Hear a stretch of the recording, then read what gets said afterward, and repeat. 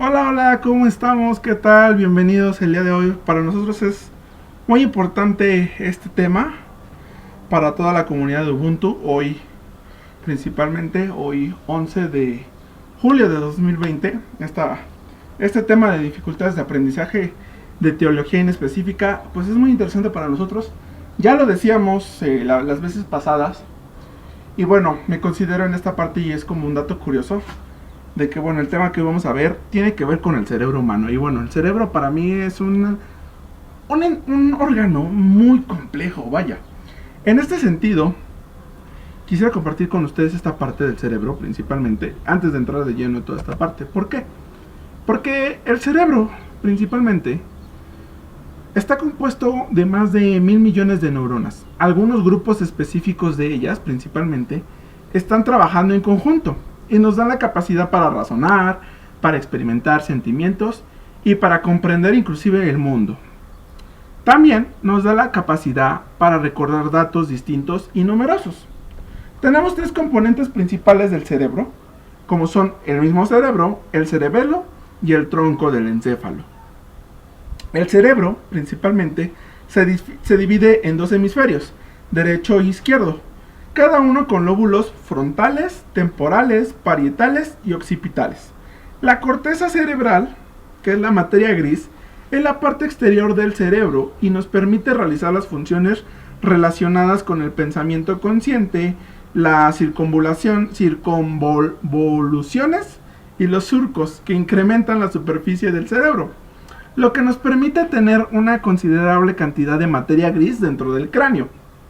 En lo profundo de la materia gris se encuentra la materia blanca, esta materia blanca cerebral. ¿Y qué es? Bueno, esta materia blanca permite la comunicación entre la corteza y los centros bajos y central del sistema nervioso. El cerebro, o el cerebelo, el cerebelo se ubica cerca a la base de la cabeza y crea programas automáticos para que podamos realizar movimientos complejos sin pensarlo. El tallo encefálico, el tallo cerebral, conecta al cerebro con la espina dorsal y está compuesto principalmente por tres estructuras: el cerebro medio, lo que es la protuberancia en este caso, y el bulbo raquídeo. El tallo cerebral nos va a brindar funciones automáticas necesarias para toda esta parte de la misma supervivencia. Ahora sí, ya que hablamos de esta parte del cerebro como un resumen general, vamos a hablar de las teorías del daño específico. ¿Qué son estas teorías del daño específico? O daño cerebral inespecífico, perdón. En esta cuestión, ¿qué es un daño cerebral? Bueno, un daño cerebral es cualquier lesión que se produce en las estructuras cerebrales de una persona y lesiones en el mismo como consecuencia de un accidente o enfermedad. Las causas del daño cerebral son diversas, como lo son distintos tipos de daños cerebrales, y ahí, por ejemplo, podemos distinguir tres causas en esta parte. Principalmente tenemos las causas externas, dentro de las cuales están los daños cerebrales adquiridos, como son accidentes de circulación, accidentes laborales, anestesias o cualquier accidente o negligencia externo que provoca la limitación de las funciones cerebrales. Tenemos la parte de las causas internas, como son las enfermedades genéticas y neurodegenerativas que afectan el cerebro por un hecho no accidental o negligente. Y tenemos algunos casos intermedios en esta parte, que son otros casos como la parálisis cerebral en el nacimiento, que pueden englobarse en las anteriores, ya que según el caso pueden incluirse dentro del accidente de la negligencia o ser una causa innata en la persona en este caso, ¿no? De este punto, tenemos varias situaciones, por ejemplo, varios daños cerebrales en esta parte. ¿Cuáles serían estos daños cerebrales? Principalmente tenemos lo que son las afasias. ¿Qué son las afasias? Bueno, las afasias son un trastorno consecuencia de una lesión a las partes del cerebro responsables por el lenguaje y pueden causar problemas con cualquiera o todas las siguientes destrezas, que son la expresión, la comprensión, la lectura y la escritura. En esta parte, las más comunes o las más conocidas son como las que tenemos aquí en el ejemplo, encerradas en estos óvalos morados, que son las afasias de Broca y las afasias de Wernicke. Las afasias de Broca tienen que ver con la dificultad para articular palabras, Y las afasias de Wernicke tienen que ver con la dificultad en la comprensión del lenguaje. Tenemos otros tipos de afasias principalmente. ¿Cuáles son estos tipos de afasias? Tenemos afasias expresivas, que son problemas en el empleo de las palabras y las oraciones, que ya vieron dónde están en esta parte de área de Broca. Las afasias receptivas, que tienen problemas en entender a los demás, que tienen que ver con la comprensión del lenguaje, áreas de Wernicke. Y las afasias globales, que tienen problemas tanto en expresión como de comprensión. Es decir, en ambas afasias o en ambas áreas de Broca y de Wernicke hay una dificultad o una alteración. En este punto, las afasias pueden ser leves o graves. La gravedad del problema o de los problemas de comunicación depende de la cantidad y ubicación del daño cerebral. ¿Sale?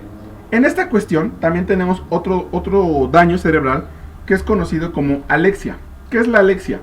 Es una alteración en la comprensión del lenguaje escrito y está causado por un daño cerebral adquirido, siendo un síntoma asociado a cuadros afásicos. Es parecido a la dislexia en este caso. Los tipos de alexia son alexias sin grafías, que también son conocidas como alexias puras, y son aquellas incapacidades adquiridas para la lectura sin déficit en la escritura. Y tenemos alexias con grafía, que se denominan agrafías centrales, aquellas pérdidas de la capacidad para la lectura y la escritura. Todo este punto tiene que ver también con algunas agrafías. Las agrafías son estas incapacidades variables para expresar pensamientos, ideas, procesos o secuencias en forma escrita, aunque sí pueden ser expresados en forma oral. En esta parte tenemos también lo que son las apraxias, que son trastornos del cerebro y del sistema nervioso en el cual una persona es incapaz de llevar a cabo tareas o movimientos cuando se le solicita. En este punto tenemos, por ejemplo, también lo que son los tipos de daño cerebral, que tenemos los adquiridos principalmente, y son daños causados por algún tipo de fuerza mecánica externa, como son los traumatismos cráneoencefálicos, los TCE, los ictus, las anoxias y las intoxicaciones. Los tipos de daños cerebrales también tenemos los no adquiridos, que tienen que ver con tumores cerebrales, malformaciones cerebrales, enfermedades degenerativas, patológicas y neurológicas. En este punto tenemos algunos tipos, como ya decíamos, el traumatismo cráneoencefálico, conocido como TCE, que es la acción por la que se produce un deterioro físico y funcional del cráneo producido por un movimiento brusco. Aparece como una alteración del contenido cerebral con compromiso de conciencia, amnesia o síndrome de vértigos y mareos, provocados por un mecanismo físico que pueden afectar diversas estructuras del encéfalo. Esta cuestión tiene que ver, por ejemplo, con algunos mecanismos que producen este TCE, como la aceleración de impacto, que se produce por un golpe brusco de un objeto no penetrante en el cráneo, cuando de repente escuchamos el famoso golpe, que quiere decir que hubo un golpe en este caso, ¿no? Tenemos una desaceleración, que tiene que ver con esta parte de la detención brusca de la cabeza cuando está en movimiento, y el ejemplo clásico de los accidentes de circulación, de repente el frenón y ¡fum!, la cabeza va para enfrente. Y tenemos también los aplastamientos, cuando el cráneo recibe una presión que lo aplasta, es decir, cuando se encuentra en una posición fija, principalmente cuando la persona está acostada y de repente le caen encima de la cabeza, le cae un objeto en la cabeza y aplasta el cerebro, o el cráneo en este caso. Y tenemos penetraciones o perforaciones, que se producen cuando un objeto penetrante atraviesa la pared craneal, afectando órganos internos. Por ejemplo, cuando le disparan en la cabeza y entra la bala en el cráneo en este caso. En este punto tenemos también los ictus o derrames cerebrales. Cualquiera de los dos nombres lo hemos escuchado alguna vez. Es que sufrió un derrame cerebral o sufrió un ictus. ¿Qué son? Los ictus es la interrupción del flujo sanguíneo al cerebro y es el consecuente aporte de oxígeno que necesita para funcionar principalmente. Su efecto depende de la intensidad y de la zona cerebral afectada. Existen dos tipos de ictus cerebrales: los isquémicos, que se producen por el taponamiento de la arteria encargada de suministrar flujo sanguíneo; los hemorrágicos, producidos por la ruptura del vaso sanguíneo con el mismo efecto. Lo que diferencia el ictus cerebral de otros conceptos similares es la consideración de ser un episodio agudo y la afectación de las funciones del sistema nervioso central, es decir, va rápido. A diferencia, por ejemplo, de las anoxias. Las anoxias son la ausencia de oxígeno en las células y tejidos o un aporte insuficiente y se producen por disminución de flujo sanguíneo, insuficiencia de hemoglobina o por otras causas. Cuando la anoxia afecta al órgano más importante y vulnerable, que es el cerebro, puede producir en escasos minutos daños de un déficit o una imposible recuperación, conllevando daños de muy diverso tipo. Esta cuestión lo vemos también, por ejemplo, con un tumor cerebral o intracraneal. Y estos tumores cerebrales o intracraneales se tratan de una masa anormal de nueva aparición que crece y que tiene origen en las estructuras craneales. Un tumor puede causar daño al cerebro de dos maneras. La primera es invadiendo tejidos vecinos, un tumor maligno, o presionando otras áreas del cerebro por crecimiento, un tumor benigno en este caso. ¿Sale? De aquí vemos algunas infecciones cerebrales que también estos son válidas. ¿Y qué es una infección cerebral? Bueno, la infección cerebral es contagiada por agentes externos al cerebro. Puede tratarse de virus, bacterias, hongos o amebas. Tanto el cerebro como la médula espinal son órganos con mucha resistencia a las mismas infecciones. Pero la enfermedad degenerativa en esta cuestión, ¿qué tiene que ver aquí? Generalmente pueden ser crónicas, en la cual la función o la estructura de los tejidos u órganos afectados van a empeorar con el transcurso del tiempo. Se originan por la alteración anatómica y funcional de los tejidos de cualquier órgano, aparato o sistema del organismo. Un ejemplo muy conocido de estas enfermedades degenerativas son Parkinson y Alzheimer. Estos son los más comunes, es decir, en esta parte, ¿no? Ante esto podríamos decir que, bueno, inclusive podemos hablar de traumas también, que es diferente al daño cerebral. Un trauma hay que recordar que es una lesión física generada por un agente externo o de un golpe emocional que genera un prejuicio persistente en el inconsciente. El trauma físico está vinculado a una avería que sufre el cuerpo. Es decir, una herida es técnicamente la interrupción de la extensión continuada de las mucosas o de la piel, lo que genera que el interior corporal quede comunicado con el exterior, que se vea como tal en un golpe, por ejemplo, un accidente de moto, se cayó la persona y se levantó parte del cráneo y se le ve el cerebro, por así decirlo, muy drástico, ¿no? Pero tiene que ver con esa parte. Tenemos un trauma psicológico. Los traumas psicológicos, por su parte, es una emoción negativa y duradera que pone en riesgo el bienestar de la persona. Lo que hace el trauma es desequilibrar el sistema mental del sujeto y su existencia desde el punto de vista de las emociones. El trauma surge a causa de un miedo de gran intensidad, un terror enorme, o la falta de capacidad para controlar un peligro real o potencial. Es habitual que aparezca cuando el paciente es testigo de un hecho vinculado al daño o la muerte de otro ser humano, o cuando recibe una noticia inesperada y trágica y que está relacionada con un ser querido principalmente. De aquí podemos decir que llega un estado de coma, que este estado de coma es un estado inconsciente en el que se ha perdido las funciones de la vida de relación, es decir, toda la motilidad y la sensibilidad, pero se conservan las de la vida vegetativa. Es un estado grave, exactamente, y frecuente, que puede deberse a las más variadas causas, tanto intracraneales como extracraneales en este caso. ¿Qué es el estado de la conciencia? El estado de la conciencia es aquel que se encuentra activa las funciones neurocognitivas superiores. El estado de la conciencia determina la percepción y el conocimiento del mundo psíquico individual y del mundo que nos rodea en este caso. Existen muchos fenomenotipos en el estado de conciencia, el estado de sueño y el estado de vigilia. Los estados de conciencia alterados o modificados muestran la existencia de niveles o fases de vigilia distintas, que estos niveles distintos pueden ser inducidos o alterados de forma artificial o ser producto de otras causas. Principalmente pueden ser inducidos mediante drogas o alucinógenos o por una práctica como discusiones, autogestiones, deportes, hipnosis, la meditación, la pranayama, el arengar, etc. Y pueden ser producto de una patología, de un agotamiento, de un ayuno, de la deshidratación, de la esquizofrenia, de la intoxicación, de las manías, de los insomnios, de privaciones del sueño, etc. Los estados normales de conciencia tienen que ver con la parte de la vigilia. La vigilia es el estado de alerta caracterizado por un conocimiento permanente de sí mismo y de su entorno.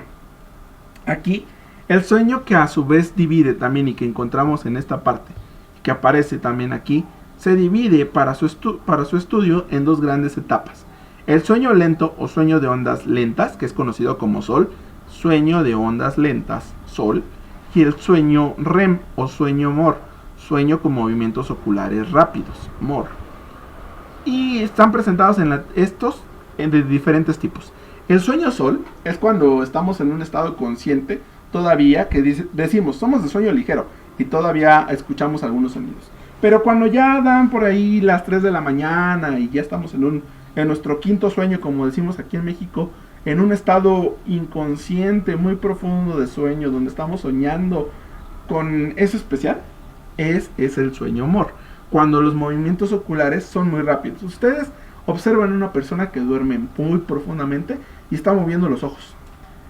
El sueño MOR es la etapa en la cual se presenta con mayor frecuencia los sueños, es decir, son las imágenes oníricas o ensoñaciones, por así decirlo. Vamos a dejarlo en oníricos, porque es más común oír la palabra oníricos. Esta parte onírica es cuando soñamos, ahora sí, que estamos soñando, que estamos volando, que estamos, no sé, cualquier punto de esta parte, ¿no? Fíjense qué curioso, y de aquí radica toda esta parte. ¿Por qué? Porque ya vimos lo que es un daño cerebral, ¿no? Y en esta cuestión, nosotros abordamos esta parte de las lesiones y daños cerebrales, ¿no? Como definición general de diccionario, podríamos decirlo que una lesión o un daño cerebral es aquella inflamación cerebral. ¿Qué lo causa? ¿Cuáles son sus incidencias y sus factores de riesgo? Las causas más frecuentes de la encefalitis, que podríamos decirlo, es la infección viral y los virus específicos comprometidos, que pueden variar.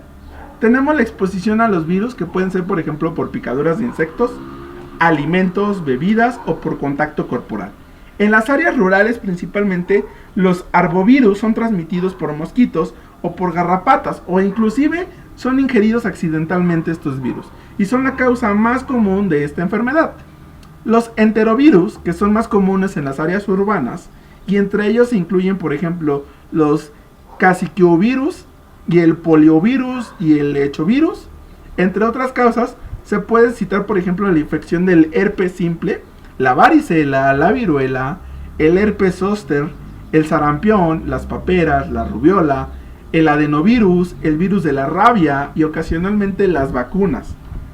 Una vez que este virus ha entrado en el torrente sanguíneo, puede llegar al cerebro ocasionando una inflamación de las células cerebrales y de las mismas membranas que lo rodean.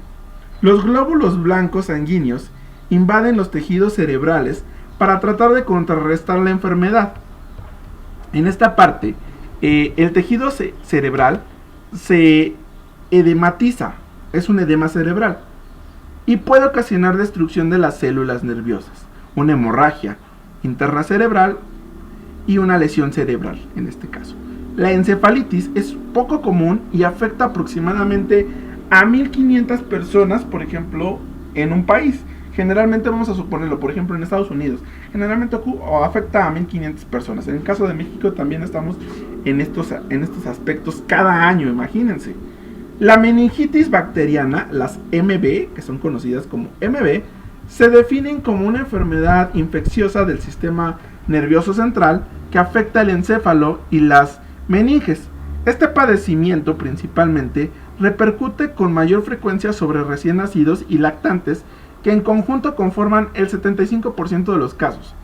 A pesar de diversos recursos para la revisión de diagnósticos y de la aparición y el uso de terapias coadyuvantes, del manejo en unidades de cuidado intensivo y del empleo de nuevos antimicrobianos, a la letalidad asociada a este padecimiento continúa siendo muy elevada, con una variación entre el 15 y el 30%, a pesar de las variaciones en cuanto a los agentes causales en diferentes áreas geográficas. Existe un censo en el tipo de microorganismos que producen las MB, con un factor franco, por ejemplo, que es un predominio de enterobacterias en la etapa neonatal. En esta cuestión, los datos clínicos de la meningitis son variables y dependen de la edad del paciente y la duración de la enfermedad. En el 50 a 65% de los casos se puede encontrar una historia de infección respiratoria superior. El cuadro clínico general es de presentación aguda y fulminante y se desarrolla con rapidez en pocas horas. Fiebres, vómitos, convulsiones y una fontanela abombada que el paciente se toma irritable aletárgico, muy lento, y los síntomas y los signos en general son vasos, especialmente al inicio del padecimiento, lo cual dificulta inclusive el diagnóstico, y por ello el índice de sospecha debe de ser alto en todo médico que trata este tipo de pacientes, especialmente si son pediátricos principalmente, ¿no? Ya en una siguiente sesión hablaremos de este diagnóstico. Es muy interesante, como yo les mencionaba en esta parte, ¿no? Y si se dan cuenta en la imagen que tenemos aquí enfrente, hablamos de esto parecido y estas afectaciones o estas lesiones cerebrales en esta cuestión, ¿no? Cualquier afectación, obviamente, por ejemplo, en un área motora, sería el control de músculos voluntarios. Los lóbulos el lóbulo parietal con las sensaciones, el lenguaje, la percepción, la conciencia corporal, la atención, con el área sensorial, los lóbulos frontales, el área de Broca, de Wernicke. Cada uno de estos presenta un problema si tenemos alguna lesión del cerebro. Por eso es muy importante cuidar el cerebro en extremo. Generalmente tenemos en el caso de México, cuando nos dicen, cuidado con el niño porque se le puede sumir la mollera. ¿Qué pasa con ese caso de la sumisión de la mollera? Fíjense que es algo muy curioso, y ya investigando a profundidad encontramos que la mollera se encuentra en el lóbulo parietal, en la parte de arriba, donde está, por ejemplo, aquí que nos dice área motora y lóbulo parietal, arribita principalmente.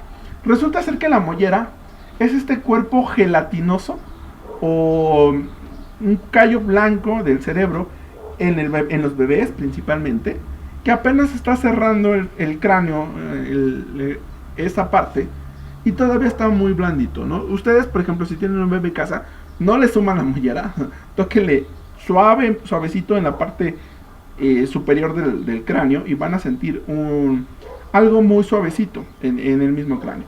Esa parte es de la mollera. Resulta ser que aquí, como se le conoce en México, cuando se le sume la mollera, es porque ha sufrido un traumatismo cráneoencefálico. Es decir, que se cayó, se golpeó, lo aplastaron, lo sumieron muy fuerte, y eso hizo principalmente que hubiera una alteración, donde en alguna de estas áreas. Es ahí donde es de vital importancia cuidar esta parte, en el caso de los niños, ¿no?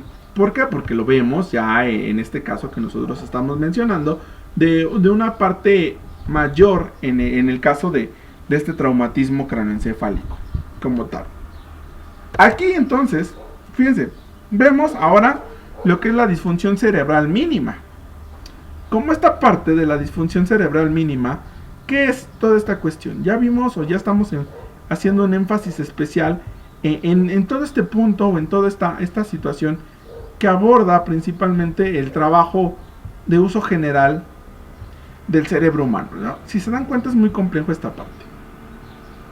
La disfunción cerebral mínima son todos estos aspectos generales que engloban a todos los niños y niñas con capacidades intelectuales normales, que presentan alteraciones en uno o varios procesos cognitivos o comportamentales, como consecuencias de alteraciones que son ligeras y moderadas del sistema nervioso.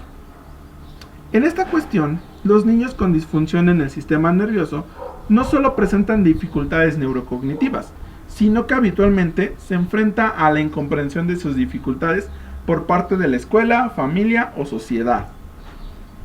En este caso, muy específico de forma general, las consecuencias no se basan solo en factores extrínsecos, sino que se derivan de algún tipo de agresión sufrida por el sistema nervioso durante el embarazo, periodos perinatales o los primeros años de vida, debido a factores genéticos o adquiridos, como ya hemos mencionado hace ratito.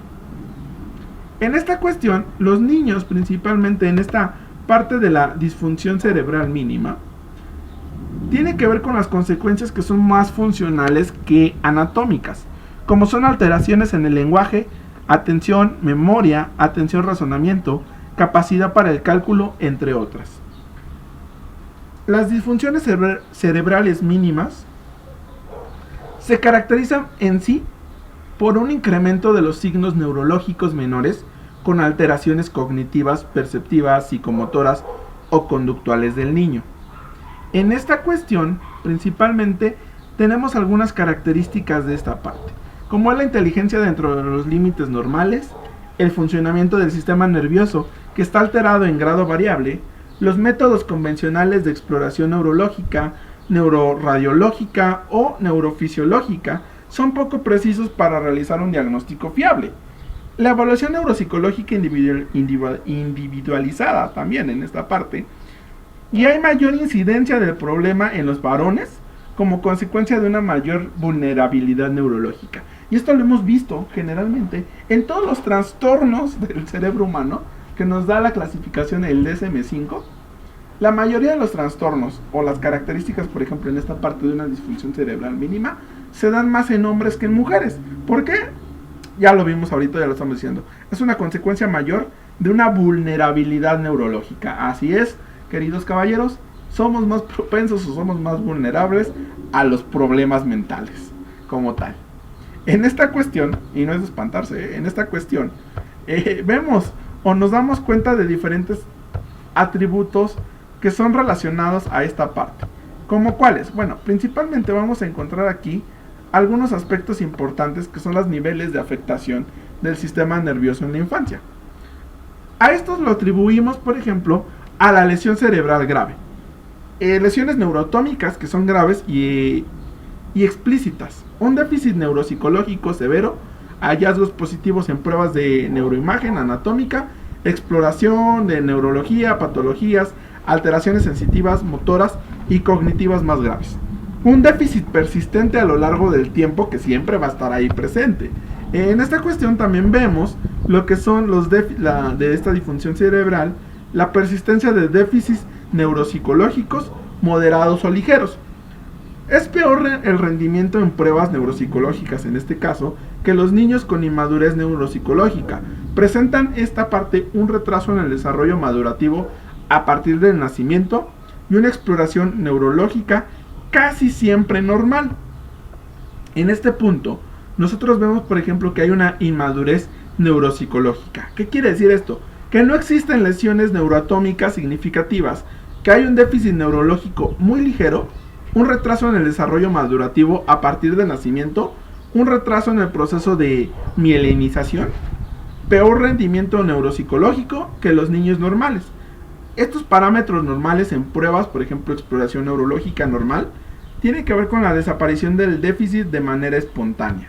Es decir, en un momento va a pasar. Y tenemos una madurez neuropsicológica normal, que es la falta de lesiones neuroatómicas graves, es un escaso incremento en los signos neurológicos menores, un déficit neurológico poco significativo, una ausencia de alteraciones en pruebas de neuroimagen anatómica, la exploración neurológica negativa, causa principalmente para los problemas de aprendizaje. En este punto, en esta cuestión, nosotros nos damos cuenta de un retraso evolutivo del desarrollo. ¿En qué parte? No todos los niños con retraso madurativo, principalmente, y esto hay que tenerlo consciente, forman un grupo homogéneo. En función de esto podemos dividirlo en dos aspectos. El primero es una inmadurez neurobiológica y neuropsicológica. Es decir, muestran un incremento escaso en los signos neurológicos menores y se basa en un retraso en el proceso de mielinización, como decíamos. Y tenemos los otros que son inmadurez neuropsicológica. Con el paso del tiempo no consigue normalizar su curva neuroevolutiva, es decir, sigue presentando esta deficiencia o esta disfunción. Los antecedentes de esta parte, de estas disfunciones, ¿cuáles son? Bueno, la aparición de la disfunción cerebral mínima se remonta a la segunda mitad del siglo XIX, coincidiendo con las teorías de Broca y de Wernicke. Ya sabrán dónde estaba en esta parte, ¿no? ¿Por qué? Porque bueno, en la Primera Guerra Mundial, fíjense, apareció varios casos de meningitis infantil, antisociales, impulsividad labial, emocional e hiperactividad en algunos casos. Strauss es el que creó el término Minimal Brain Injury o disfunción cerebral mínima. De aquí podríamos decir que, bueno, a partir de 1960, Ruther introdujo el término signos neurológicos menores. Y es importante, ¿por qué? Porque los ámbitos relacionados son el TDA, trastorno de déficit de atención, y dificultades neuropsicológicas del aprendizaje. En este punto, la etiología, podríamos decir que principalmente el 20% se produce durante el periodo prenatal, el 60% durante el periodo perinatal y el 20% que sobra es a partir del nacimiento. En estas cuestiones vemos, por ejemplo, que hay algunas manifestaciones y patologías incluidas. Un desarrollo intelectual normal, trastornos cognitivos, trastornos de conducta, alteraciones del sistema nervioso, mayor incidencia en el sexo masculino, mayor expresividad durante la infancia inclusive, quién sabe por qué, ¿verdad? En esta parte del masculino. Y la evaluación mental del niño debe ser individualizada para poder identificar los puntos fuertes y débiles. Cuando la evaluación es colectiva, no es fiable e interferible en los mismos resultados, inclusive, ¿no? Y en este punto, nosotros vemos, por ejemplo, que esta cuestión también tiene que ver con el nivel mental normal, que es un requisito previo para el diagnóstico de las disfunciones cerebrales mínimas. ¿Por qué? Porque aparecen alteraciones en uno o varios ámbitos de la cognición. El CAUL puede producir, por ejemplo, fracaso escolar o dificultad de aprendizaje en esta parte. De aquí vamos a ver también que no son constantes en todos los niños con esta disfunción cerebral mínima, pero sí muy frecuentes. Como consecuencia del daño en las estructuras del sistema límbico o de las conexiones límbico-corticales, puede producirse un comportamiento emocional inadaptativo en algunos casos, ¿no? En estas cuestiones, por ejemplo, con la cuestión que va relacionada a las alteraciones del sistema nervioso central, no tienen un origen psicogenético causado por alteraciones idiopáticas o sintomáticas del sistema nervioso. El diagnóstico se puede dar mediante una evaluación neuropsicológica, que vamos a hablar de ellos después en las siguientes transmisiones. Es frecuente el retraso neuroadaptativo, es decir, una lateralización del lenguaje, la parte psicomotora o hasta la misma cognición. ¿Por qué es una mayor incidencia en el masculino? Fíjense, aquí es muy importante, ¿por qué? Porque el número de varones de esta disfunción cerebral mínima es superior al de las niñas. El desarrollo madurativo del cerebro es más lento. Daño durante el periodo prenatal principalmente o perinatal. El cerebro de los niños es más vulnerable a algún tipo de daño. Las hormonas sexuales ejercen una acción diferenciadora en el cerebro durante las fases iniciales del desarrollo. No es porque se le haya ocurrido al cerebro, no, ya vimos por qué. ¿Y por qué hay una mayor expresividad durante la infancia? Bueno, hay una mayor expresividad durante la infancia porque las manifestaciones disfuncionales del sistema nervioso, como problemas del aprendizaje, lenguaje, memoria o atención, disminuyen su intensidad con el tiempo. La neurogénesis y el modelamiento del cerebro son muy incompletos. Las exigencias escolares también requieren de mecanismos de aprendizaje que están mal consolidados en los niños con disfunciones cerebrales mínimas. A partir de la edad escolar se puede realizar un diagnóstico más preciso. Antes de los 4 existen factores de riesgo que en muchos casos están presentes desde el nacimiento. Este preciso punto, es lo que nos interesa a nosotros como psicopedagogos. ¿Por qué? Porque viene de ahí, de esta parte escolar, ya lo veíamos ahorita, ¿no? Los factores de riesgo de esta disfunción cerebral mínima antes de los 6 años, y ojo, atención psicopedagogos, ¿por qué? Porque esas alteraciones durante el embarazo, un parto traumático, alteraciones perinatales, bajo peso al nacer, retraso neuromadurativo a partir del nacimiento, antecedentes familiares de patologías, retrasos en la adquisición, inicio y desarrollo del lenguaje, alteraciones cognitivas, trastornos psicomotores, indefinición de lateralidad. Estos son los factores de riesgo antes de los 6 años. Y es importante que los conozcamos. La disfunción cerebral mínima infantil abarca trastornos que tienen en común la presencia de alteraciones funcionales del sistema nervioso en niños con inteligencia normal. Estos trastornos pueden presentarse de manera aislada o como trastornos mixtos, que más adelante vamos a hablar de ellos. Principales patologías incluidas en esta disfunción cerebral mínima infantil. ¿Cuáles son estas patologías? Bueno, tiene que ver con trastornos psicomotores, trastornos del aprendizaje, trastornos del lenguaje comprensivo expresivo, trastornos en los procesos cognitivos, trastornos por déficit de atención con o sin hiperactividad, trastornos emocionales y de conducta. Poco a poco vamos a ir hablando de este punto, así que ustedes no se espanten, vamos a ir abordando principalmente esta cuestión, vamos a ir resolviendo estas dudas. Y bueno, en este punto vamos a mencionar las discapacidades cerebrales. ¿Por qué? Porque las discapacidades cerebrales son el resultado del daño cerebral infantil y se producen dos tipos de alteraciones de mayor o menor gravedad denominadas discapacidades mayores y menores. Las dos modalidades se agrupan en función de la gravedad de las alteraciones neuroanatómicas y del grado de disfunción cerebral asociado. En esta cuestión tenemos, por ejemplo, la gravedad del daño anatómico cerebral con las discapacidades menores, que son todas estas alteraciones perceptivas, motoras, cognitivas o comportamentales de importancia variable en las que no existe una lesión neuroanatómica significativa.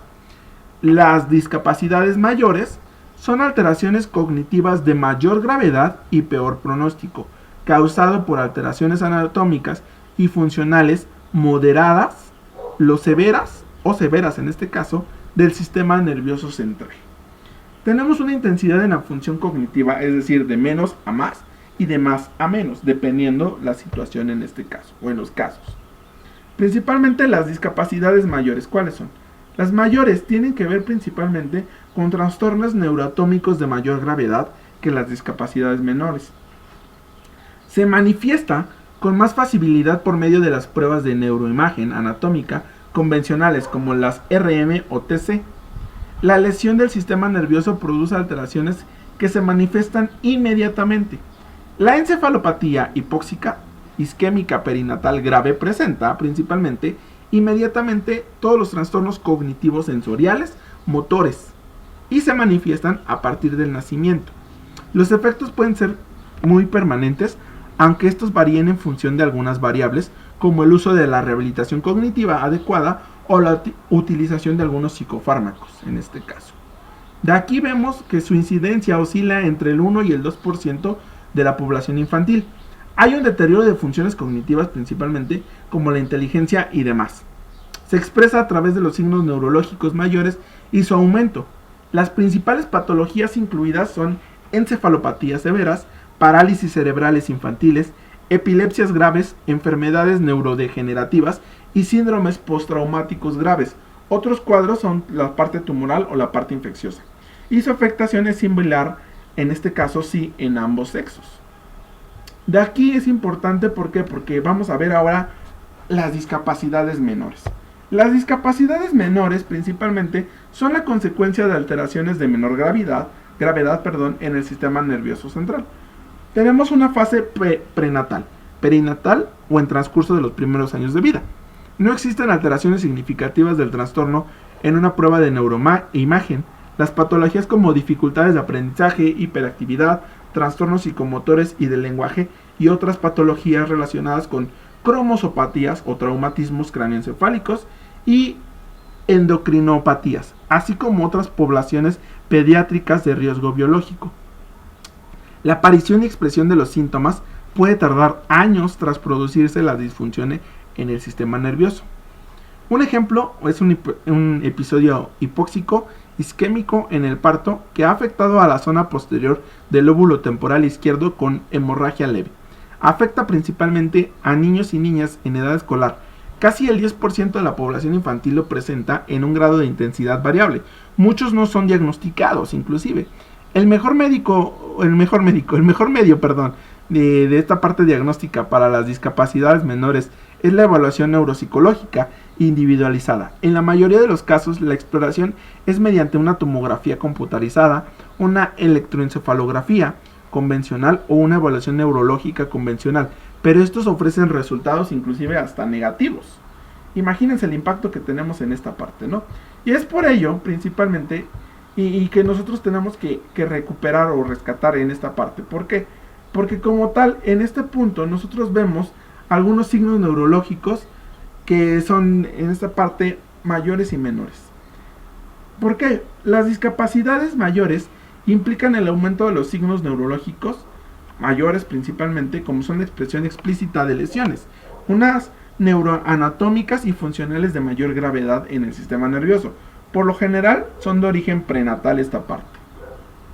Tenemos son 12 principalmente. La primera, presencia de herida abierta en una masa encefálica. La segunda, un coma severo de larga duración. El tercero, una evidencia de daño encefálico en pruebas de neuroimagen. Cuarta, una encefalopatía hipóxico-isquémica severa. Quinta, trastornos motores severos de origen neurológico. Sexto, traumatismos cráneoencefálicos severos. Séptimo, tumores en el sistema nervioso. Octavo, enfermedades neurológicas degenerativas. Noveno, alteraciones severas del lenguaje. Décimo, malformaciones del sistema nervioso. Onceavo, una epilepsia severa. Y doceavo, deterioro asociado a demencia. Fíjense el impacto que tiene en esta parte, ¿no? De aquí vamos a ver algunos signos neurológicos menores. De forma general, la parte del concepto. También conocidos como signos blandos, que se expresan frecuentemente con la disfunción cerebral mínima infantil. Por lo general, su expresión es neuroconductual. Inicialmente se consideraron los signos neurológicos de naturaleza motora, después se incorporaron funciones sensoriales y cognitivas. Bender utilizó por primera vez a la denominación de signos neurológicos menores tras evaluar a 100 niños con esquizofrenia. De ahí salió el test de Bender. Strauss, en los años 50, impulsó la denominación de las DSM, y gracias a los estudios de Ruther, Graham y Joule, que estudiaron las características neuropediátricas, encontraron alteraciones neurológicas, alteraciones que indicaban el retraso del desarrollo y que desaparecían principalmente con la edad espontáneamente, alteraciones que eran difíciles de definir y poco fiables en la exploración neurológica, los signos neurológicos menores que ya veíamos nosotros en este punto. Otras alteraciones que nosotros estamos viendo resultantes de condiciones neurológicas indicando daño cerebral. En la actualidad los signos neurológicos mayores son la expresión principalmente de todas estas alteraciones neurofuncionales del sistema nervioso central. Existe mayor expresividad en la infancia. El número de la intensidad de signos neurológicos menores suele disminuir con el tiempo. Para evaluar a la SNM, se puede utilizar criterios clínicos alcanzando el 80% de eficacia. Otro método son las pruebas psicométricas, permitiendo comparaciones en este caso, que también nos ayudan a nosotros como psicopedagogos. Y bueno, en este punto entonces nosotros vamos a detectar algunos factores. La etiología de los signos neurológicos menores principalmente son signos de inmadurez neurológica, algunos de ellos son de tipo evolutivo. Estos dan a conocer una inmadurez neurológica más que una disminución cerebral real. Además también desaparecen con el tiempo, lo que dificulta determinar si realmente existe una alteración neurológica o no. Tenemos, por ejemplo, dificultades en el reconocimiento derecha-izquierda, trastornos de la articulación del lenguaje, deficiente capacidad para realizar movimientos espejo, retraso en la deficiencia de la lateralidad, alteraciones ligeras de la coordinación motriz, retraso en la marcha o habla, deficiencia de la estructuración espacial, signos motores alterados, sinestesias o disdacocinesia. En ese caso, está muy complejo esa parte. Un segundo punto también son los signos inequívocos de un daño cerebral. No desaparecen con el paso del tiempo, eso también hay que tenerlos presentes. ¿Y cuáles son estos? Pues tenemos también principalmente los nistagmos, se los voy a decir muy general. Nistagmos, estrabismo, asimetría craneal, hemiparesia residual, tono muscular asimétrico, ptosis cerebral, ptosis palpebral, asimetría sensorial, alteraciones ligeras en el esquema global, Babinski positivo, disartrias, modificaciones en la respuesta pupilar y reflejos asimétricos o anómalos. En este punto entonces tenemos algunas alteraciones muy complejas con los niños. En el caso principalmente que toda esta clasificación etimológica principalmente se radica en la cuestión semiológica. que se clasifican los signos neurológicos menores en la etapa infantil según su expresión, omitiendo su naturaleza evolutiva o disfuncional. En este caso, vamos a ver los signos motores. En forma de lista podemos decir que son hiperactividad, trastornos de tono motor, de equilibrio, de la marcha, lentitud en la misma marcha, trastornos de la coordinación, de motricidad fina y gruesa, inestabilidades posturales, movimientos seriformes, temblores, disartrias, disdiaconesias, cincinesias, hiponesis o hipocinesias, como se les conoce, nistagmos, presiones inmaduras del lapicero, lentitud en el movimiento de labios y lengua, en este caso. Los perceptivos tienen que ver, por ejemplo, con trastornos de orientación espacial, dificultad para el reconocimiento de derecha e izquierda, trastornos de discriminación auditiva, visoperceptivos, agnosias visuales, táctiles, espaciales, asterognosia, trastornos del esquema corporal inclusive, ¿no? Y en esta cuestión también vemos los que son otros signos, como pueden ser dificultades neuropsicológicas de aprendizaje, síntomas disejecutivos, trastornos de atención sostenida, distrabilidad, trastornos de lateralización, especialmente después de los 6 años, alteraciones en procesos cognitivos, memoria y razonamiento, trastornos de conducta, trastornos de sueño, cefalias, retraso del lenguaje, que son las articulaciones en el habla, trastornos del lenguaje oral o escrito, por ejemplo, y las disnomias, que es encontrar palabras en este caso, ¿no? Esto es importante, ya que, bueno, los signos psicomotores son causados por alteraciones en las áreas del sistema nervioso que regulan movimientos, lóbulos frontales, cerebelo, gangliosis, basales, nervios craneales. Hay dificultades en la ejecución de actividades motoras de tipo voluntario y se pueden incluir manifestaciones como la hiperactividad, alteraciones del tono muscular, coordinación y equilibrio. En este caso, tenemos también los signos sensoperceptivos, que son las afectaciones que afectan a las zonas de asociación posteriores del córtex cerebral, cuerpo calloso, que sincronizan respuestas sensoperceptivas entre dos hemisferios. Hay una gran dificultad aquí en codificar estímulos sensoriales, como las agnosias y trastornos que afectan a los sistemas visuales, auditivo y táctil en este caso. En esta situación, otros signos que también encontramos aquí no se consideran como psicomotoras o perceptivas, ya que incluye un conjunto de manifestaciones como trastornos del lenguaje, dificultades en el aprendizaje, procesos cognitivos en este caso.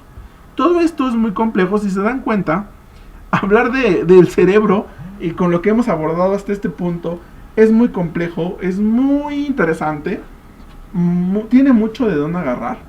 Tiene bastantes situaciones y ahorita que lo mencionamos así, pues sí nos quedamos con esta cuestión de decir, bueno, el cerebro es muy complejo. ¿Ven por qué yo les decía que es muy complejo? Presenta muchas situaciones importantes que es importante que nosotros especifiquemos dónde podemos relacionar o dónde podemos encontrar estos puntos importantes, ¿no? Ahora, ¿para qué nos sirve a nosotros, como psicopedagogos, conocer esta parte? ¿De qué nos sirve, principalmente? Nos sirve de muchas cuestiones. Conocer las disfunciones cerebrales mínimas del cerebro. Todo esto que nosotros hemos estado abordando en este punto o en esta clase, por así decirlo, el día de hoy, son importantes para el papel del psicopedagogo. ¿Por qué? Porque como tal, el psicopedagogo, en esta cuestión de las dificultades de aprendizaje de etiología en específica, tiene una tarea importante que es principalmente conocerlo. Cuando ya lo conocemos, que ya lo vimos ahorita en esta cuestión, ahora sí, como psicopedagogos, ¿dónde trabajamos? ¿Dónde nos enfocamos? Si se dan cuenta, y esto era lo que siempre decíamos, no solamente es una tarea del psicopedagogo dar clases, no, nos enfocamos en estos puntos. Ahora que ya vimos las dificultades de aprendizaje de etiología en específica, ahora sí podemos decir, el papel del psicopedagogo se encarga de realizar esto. No quiere decir que vayamos a hacer estos estudios neuropsicológicos, vamos a hacer las evaluaciones neurocognitivas, no, porque eso depende del neurólogo. Vamos a apoyarnos de esta parte para realizar diagnósticos que nos puedan ayudar a solucionar esta parte. Pues bien, chicos, hasta aquí el día de hoy vamos a dejar este podcast. Ya fue demasiado largo, pero como vieron es un tema muy complejo. El cerebro humano es muy interesante, está lleno de misticismo que poco a poco iremos desenrollando encontrando esta parte. Ya lo vimos ahorita, por ejemplo, les mencionaba algunos puntos así como en orden de lista, pero poco a poco vamos a ir deshilachando este tema hasta encontrar la base fundamental del papel del psicopedagogo dentro de las dificultades de aprendizaje de etiologías inespecíficas. Pues bien, espero les haya gustado el día de hoy este podcast. Nos estamos viendo próximamente en un nuevo episodio. Espero yo les guste. Regálenos un like en la parte de aquí abajo, un comentario si tienen alguna duda. Y bueno, nos estamos viendo próximamente. Espero verlos muy pronto. Y eso sería todo de este tema.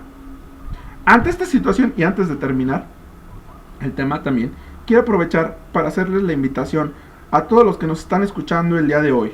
¿A qué los invito? Los estoy invitando principalmente a la primer cumbre latinoamericana de psicopedagogía que se efectuará el 31 de julio, que va a ser un encuentro de colegios, profesionales, asociaciones y universidades formadoras en psicopedagogía a nivel Latinoamérica.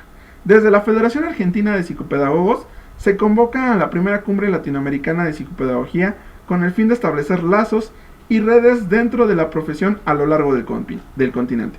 Se prevé que durante el encuentro habrá charlas y ponencias respecto a la actualidad de la psicopedagogía en los distintos puntos de Latinoamérica. La inscripción a los asistentes será libre y gratuita y se va a promocionar cerca de la fecha de la jornada. Este evento lo organiza la Federación Argentina de Psicopedagogos y que bueno, si ustedes están interesados en participar, el correo es el siguiente: fap.profesionales@gmail.com.